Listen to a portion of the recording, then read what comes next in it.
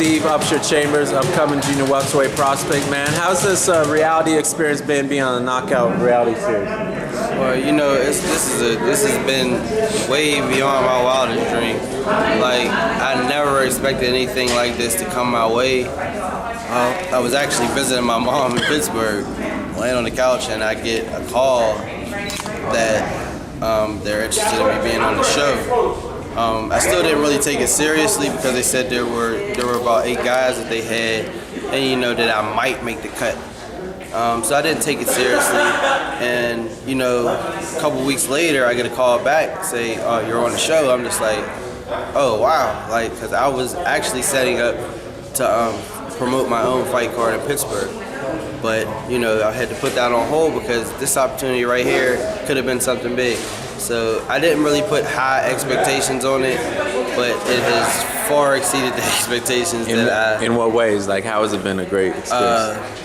I didn't expect it to be like this high budget, like, and you know, the people that are around it, the trainers, the fighters, it's just crazy the way that everything is. Like, there's a lot of different things. I don't want to mention the things that happen in the show, but that we filmed so far. But you know, it's going to be an exciting ride. Like, it was an exciting ride, and it's still going.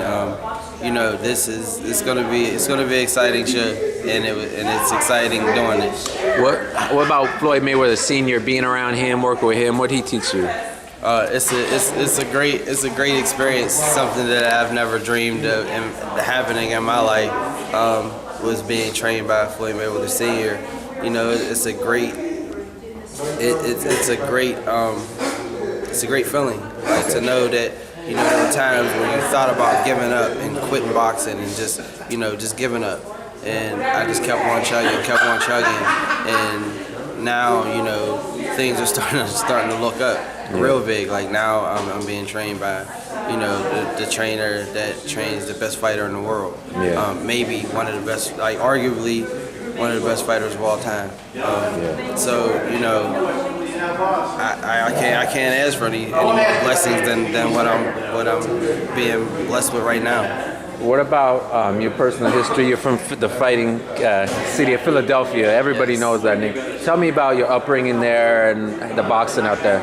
Well, actually, I was born in Pennsylvania. I'm in Pittsburgh, Pennsylvania. Okay. Graduated high school, born and raised there. Graduated high school at 17. My brother Eddie Chambers was professional already because he's 3 years older than me.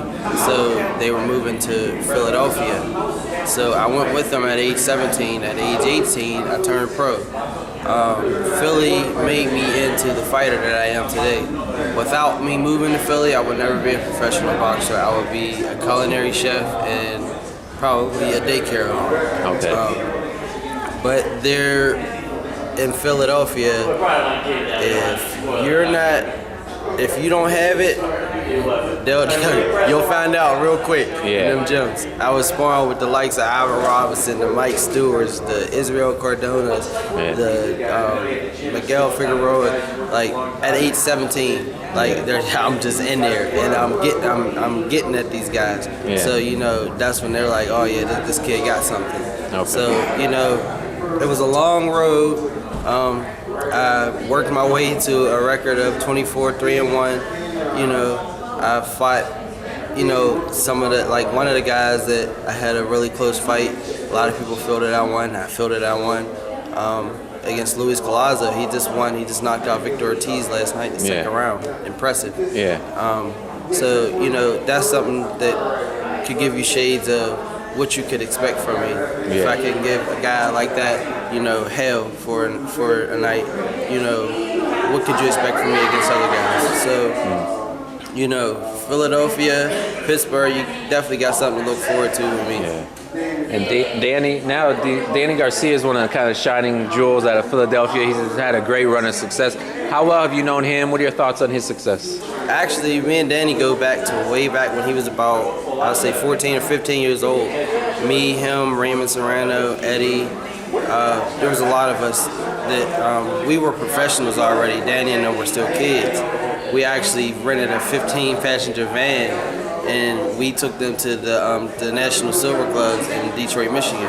And you know, I remember talking to Dan, like, cause he didn't really take it as serious back then. You know, he's a kid, and I used to talk to him like, man, you got the goods. Like, you can really be something, because like if you just give it your all, you can really be something. Because he had lost out there.